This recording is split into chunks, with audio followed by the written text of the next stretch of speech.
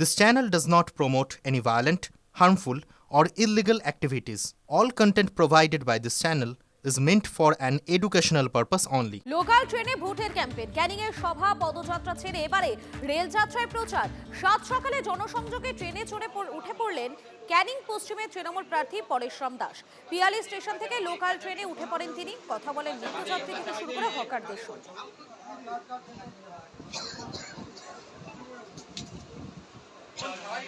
আবার দায়িত্বটা বেড়ে গেল। ক্যানিং পশ্চিমে 5 বছরের যে দায়িত্ব নিয়েছিলাম মানুষের হয়ে, সেই দায়িত্ব আমি আমার পুরো ফিল আপ করেছি। আবারও দল আমাকে দায়িত্ব দিয়েছে ক্যানিং পশ্চিমে মানুষের জন্য উন্নয়ন করার জন্য এবং সব ধর্মকে সাথে নিয়ে চলার জন্য। এই দায়িত্বটা আবার দ্বিতীয়বারের জন্য সমস্ত মানুষকে নিয়ে আমি সুন্দরভাবে পালন করব, সেই আস্থা এবং বিশ্বাস আছে। এবং জয় আমি 100%, কারণ যে উন্নয়ন যে কাজ করেছি রাজ্যের মুখ্যমন্ত্রীর হাত ধরে, সাংসদ অভিষেক বন্দ্যোপাধ্যায়ের হাত ধরে, তাতে ক্যানিং পশ্চিম আবারও বহু ভোটে জয়লাভ করবে।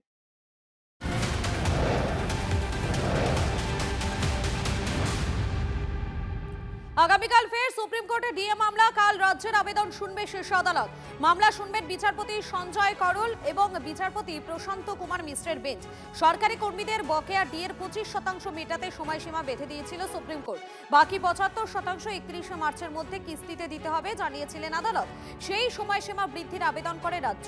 চলতি বছরে 31 ডিসেম্বর পর্যন্ত সময়সীমা বাড়ানোর আবেদন রাজ্যে।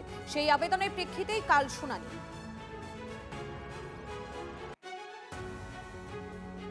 আরো একবার আপনাদেরকে জানাবো, আগামীকাল ফের সুপ্রিম কোর্টে ডিএ মামলা। কাল রাজ্যের আবেদন শুনবে শীর্ষ আদালত।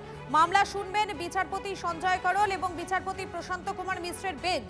সরকারি কর্মীদের বকেয়া ডিএর 25% মেটাতে সময়সীমা বেঁধে দিয়েছিল সুপ্রিম কোর্ট।